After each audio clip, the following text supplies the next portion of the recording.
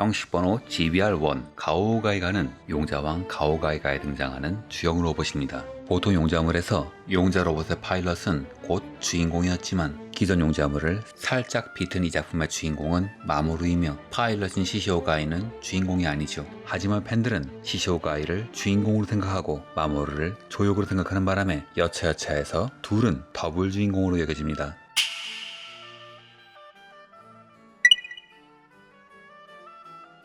(1997년) 겨울 홋카이도 아마미 부부에게 거대한 사자 로봇이 내려옵니다. 사자 로봇 갈레오는 이 착한 부부에게 한 아이를 맡긴 후 사라지죠. 그 후 8년 뒤인 2005년 초등학생이 된 아마미 마모루는 사회 견학으로 방문한 메리지에서 고철로 만들어진 거대 로봇에게 습격당합니다. 절체절명의 순간, 그때 한 명의 용자가 나타나죠. 이 용자에겐 기구한 사연이 있습니다. 2003년 고등학생 우주비행사였던 시시오 가이가 탄 셔틀이 존다와 충돌했는데 그때 가이를 구한 것이 바로 갈레온이었던 겁니다. 가이는 중상을 입었지만 겨우 살아남았는데요. 이유는 그의 손에 쥐어진 지스톤 덕분이었죠. 가이의 아버지인 레오 박사는 지스톤을 활용해서 가이를 겨우 살려냅니다. 하지만 이건 말이 살려낸 것이지 가이의 상태는 지스톤으로 겨우 연명하는 불안한 상태였죠. 기적적으로 살아난 그는 지구의 지성체인 존다와 대응하기 위한 조직 3G에서 훈련받은 후 존다와 싸우기로 결심합니다.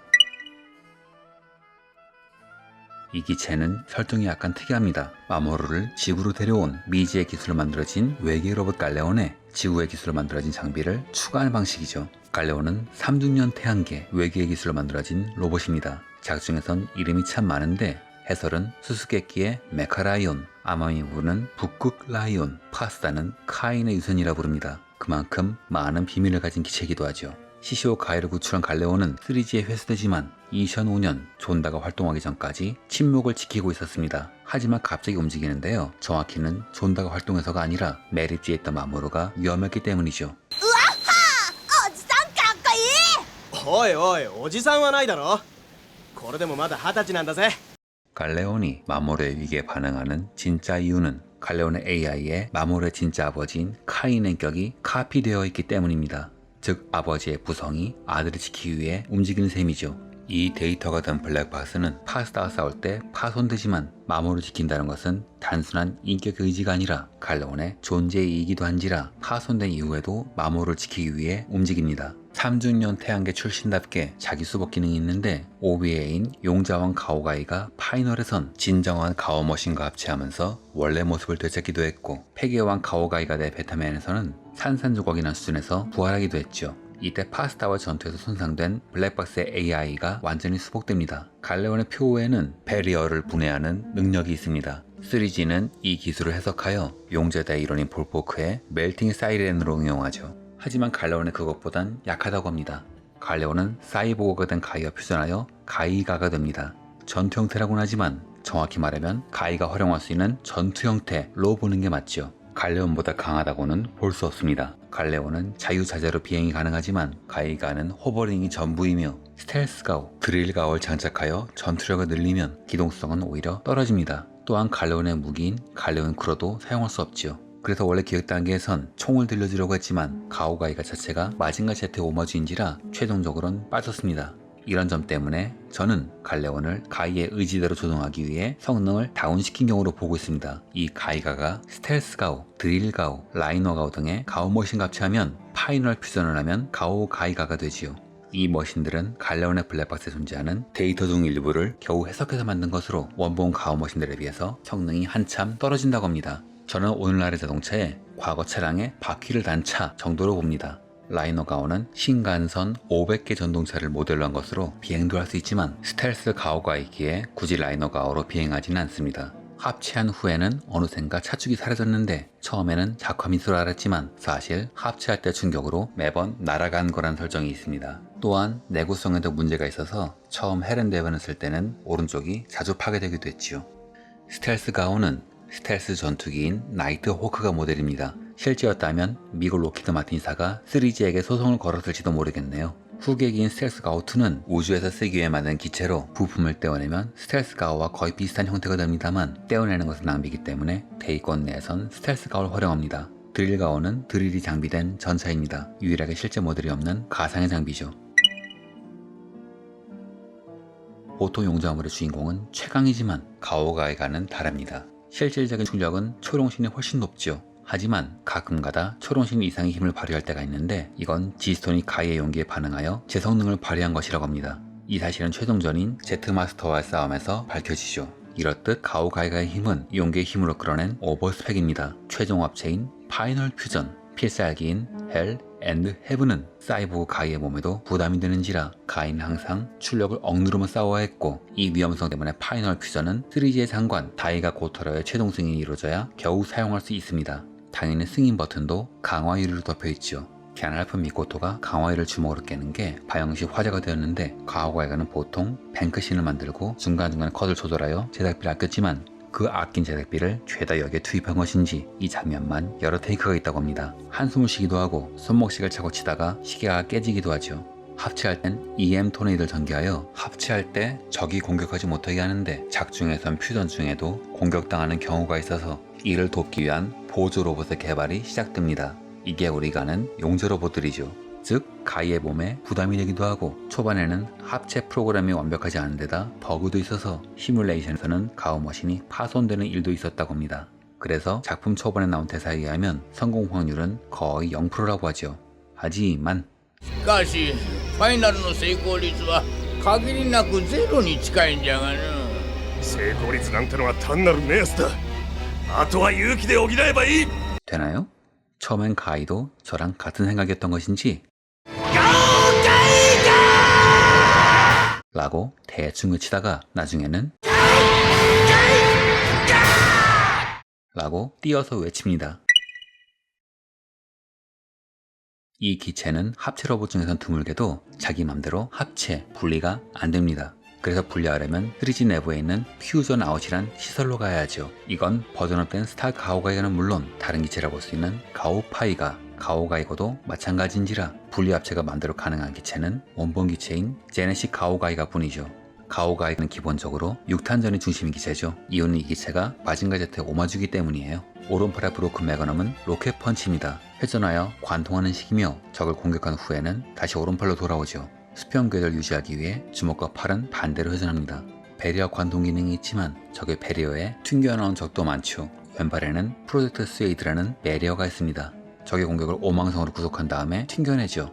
하지만 공격이 강하면 튕겨낼 수 없습니다. 섣불리 튕겨내려다가 에너지가 퍼지는 바람에 주위의 피해가 더 커진 적도 있죠. 프로젝트 스웨이드는 지구 측이 해석해서 만든 기술이 아니라 갈레온의 것을 빌리는 형식입니다. 그래서 가이의 의지 없이 갈레온이 임의로 발동하기도 하죠.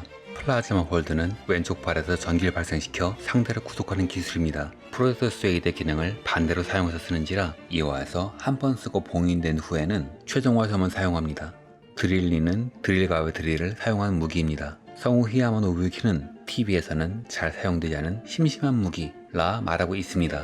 왜냐하면 기술명을 외치지 않기 때문이죠. 하지만 슈퍼로봇 대전 등에선 신나게 잘만 외칩니다. 여기엔 또 다른 비화가 있는데요. 히야마 씨는 이 작품에서 기술명을 외치는 게 정말 신났다고 말합니다만 덕분에 사람들에게 용자 전문 성우로 낙인 찍혀버리죠. 이 사람은 거의 모든 역할을 소화할 수 있는 만능 성우였지만 가이의 연기를 너무 잘하는 바람에 이미지가 굳어져서 고생했다고 합니다. 이 바닥에서 이미지가 굳어지면 오래갈 수 없다는 걸 잘 알기에 이후 CCO 가이에 관련된 일을 최대한 사용하는 한편 열혈한 외치는 캐릭터 출연도 고사했다고 하네요. 하지만 가이는 인생 최고의 캐릭터라고 말합니다. 필살기인 헬 앤드 헤븐은 오른팔에 브로큰 매그넘으로 지역정을 발생시키고 왼팔에 프로젝트 스웨이드로 레프리션 필드를 발생시킨 충격을 무기로 쓰는 기술입니다. 공격과 방어의 에너지를 합쳐 폭발시키는 행위는 곧 자살행위이기 때문에 이름조차 천국과 지옥, 헬 앤드 헤븐이 된 것이죠. 이때 발생하는 EM 토네이도로 적을 구속한 후 목표를 내부부터 완벽히 파괴합니다. 이 기술은 작품 중반까지 매번 사용되는 기술이었지만 이건 원래 의도는 아니었죠. 갈레온의 첫 기동은 2005년, 당연히 가오가이가의 운용 데이터도 없었습니다. 그러니 존다와의 실전 데이터 같은 것도 있을 리가 없겠죠. 게다가 데이터 없이 막상 부딪혀보니 적의 재생 능력은 거의 무한대에 가까워서 손쓸 방법이 없었습니다. 그때 한 소년이 나타났고 이 소년은 코어를 정화하여 존다의 재생을 멈춥니다. 이 사실만도 놀라운데 더 놀라운 것은 그 코어의 정체가 보통 사람이었다는 것이죠. 가인은 자신의 목숨이 꺼진 한이 있더라도 한 사람이라도 더 구하기 위해 헤렌드 헤븐으로 코어를 뽑아내고 이를 마모루가 구하는 기묘한 팀플레이가 시작되죠. 그리고 이런 가이를 보는 미코토의 마음은 타들어갑니다. 이렇게 위험한 기술인지라 가이에게 부담을 주지 않는 새로운 기술이 개발되었고 그것이 바로 골디언 해머를 사용하는 해머, 헬, 앤드, 헤븐입니다. 파괴력은 헬&드 헤븐 이상이고 가이의 부담도 줄어들었지만 오히려 가오 가이가가 받는 피해는 더 커졌습니다. 처음에 썼을 땐 기체가 엉망진창이 되기도 했죠. 디멘션 플레이어로 잡고 쓰니 이번엔 그쪽이 엉망이 되기도 했고요. 그래서 전용 툴로봇인 골디마그가 변형한 마그 핸들을 오른팔에 접속한 후에 쓰게 되었습니다. 해머 헬로 에너지를 못에 집중한 후 해머 헤븐으로 핵이 옮겨진 못을 뽑는 기술로 핵은 최대 2개까지 뽑아낼 수 있죠. 그리고 남은 기체를 골디언 해머로 두들겨서 입자 단위로 분해합니다. 위력은 출중하여 PV판 기준으로 이 기술에서 살아남은 적은 하나밖에 없습니다. PS판 게임에서는 이 마그핸들 발사하여 공격하는 모습도 나옵니다. 브로큰 매그넘 같이 관통 능력은 없지만 파괴력이 세지요. 이런 점 때문에 가오 가이가의 상징과 같은 대표 기술이지만 반다이는 RG를 내면서 정작 골디마그는 한정으로 냈지요. 다른 제품들의 경우 골디마그는 항상 같이 내주는 걸 생각하면 참 특이하죠. 덕분에 전세계 1000만 가오 가이가 팬들은 눈물을 흘리고 있습니다. 파이널 퓨전 프로그램 용자물의 전통은 새로운 왕국을 팔기 위해 중반이 되면 신형기가 등장하는 것이 보통이지만 이 기체는 기본형을 바탕으로 계속 개량되죠. 심지어 외형상 드러나지 않는 출력만 올리는 개조도 있는데 중반에 장착하는 울텍 엔진이 그 예입니다. 안 보이는 파츠를 개량하거나 OS를 업데이트하기도 하죠. 즉 외형만 같고 속은 전혀 다른 기체란 겁니다. 이런 설정을 지닌 이유는 합체를 계속하면 1호기의 존재감이 약해지는 것이 싫다는 요네타니 요시토모 감독의 철학 덕분이죠. 그래서 초기 안에서는 가오머신이 파괴된 후 마모루가 모는 2호 가오머신, 용과 같은 형태 스타 가오와 합체할 예정이었지만 이 아이디어는 전면 파기되고 스타 가오 가이가란 이름만 남습니다. 스타 가오의 디자인은 이후 수정된 후 제네시 가오 가이가의 가오머신인 가제트 가오가 되죠. 완고회사인 스폰서에겐 김 빠지는 제안이었지만 어차피 이 작품은 마지막 용자물로 만든 작품인지라 별탈 없이 통과되었죠. 대신 완구의 가격이 크게 올라갔는데 덕분에 아이들은 사기가 힘들어지고 로봇 자체도 용자물이라기보다는 큐브로봇에 가까워서 용자 팬들의 일부도 떨어져 나갔습니다. 그래서 방영 당시에는 인기가 없었죠. 하지만 작품 자체의 완성도가 높았기에 방영이 끝난 후 팬들이 조용히 불어나기 시작했고 지금은 용자물 최고의 인기를 누리고 있죠. 오늘 영상은 이걸로 마칩니다. 시청해주셔서 감사합니다.